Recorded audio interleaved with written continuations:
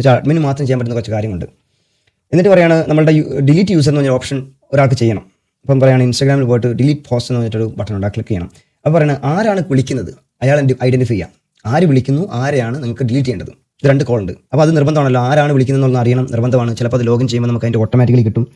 എന്നാൽ ടാർഗറ്റ് ആരാണെന്ന് വെച്ചാൽ നമ്മുടെ സാധാരണ യൂസേഴ്സ് ആണെങ്കിൽ അവരെ കിട്ടുന്നു. ഓക്കെ, അപ്പോൾ പറയുന്നു നമ്മുടെ ഫംഗ്ഷനാലിറ്റി എന്താണ്? ഡിലീറ്റ് യൂസർ വിളിച്ചു കഴിഞ്ഞാൽ എന്ത് ചെയ്യണം?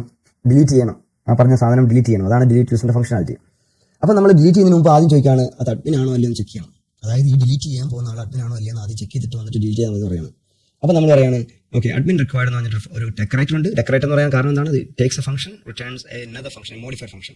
അപ്പോൾ നമ്മൾ എന്ത് ചെയ്യും? റാപ്പറിലേക്ക് പോകുന്നു, റാപ്പർ റെഫറൻസ് ചെയ്യുന്നു. റെഫറൻസ് ചെയ്യുന്നത് എവിടെയാണെന്ന് വെച്ചാൽ ഇവിടെയാണ് റെഫർ ചെയ്യുന്നത് കേട്ടോ. ഈ കോൾ വരുമ്പോൾ മാത്രമാണ് ഈ പറഞ്ഞ എക്സിക്യൂഷൻ നടക്കുന്നത്, മറ്റേ റെഫറൻസ് മാത്രമാണ്. അപ്പോൾ എന്ത് റാപ്പറിലേക്ക് ചെല്ലുന്നു. റാപ്പറിൽ എന്ത് 2 ആർഗ്യുമെന്റ്സ് ഉണ്ട്. Because the user requires 2 arguments. ഒരാൾ വിളിക്കുന്ന ആൾ മറ്റേ ആൾ ആരെയാണോ ഡിലീറ്റ് ചെയ്യേണ്ടത് അവർ. അപ്പോൾ നമുക്ക് ചെക്ക് ചെയ്യാണ് okay caller not in admin എന്ന് വെച്ചാൽ മെമ്പർഷിപ്പ് ഓപ്പറേഷൻ ആണ്. അഡ്മിൻസിനകത്ത് ഈ പറഞ്ഞ കോളർ ഇല്ലെങ്കിൽ നിങ്ങൾക്ക് ഡിലീറ്റ് ചെയ്യാൻ പാടില്ല. You are not authorized to delete user. നിങ്ങൾ എന്തിനാണ് ഡിലീറ്റ് ചെയ്യുന്നത്?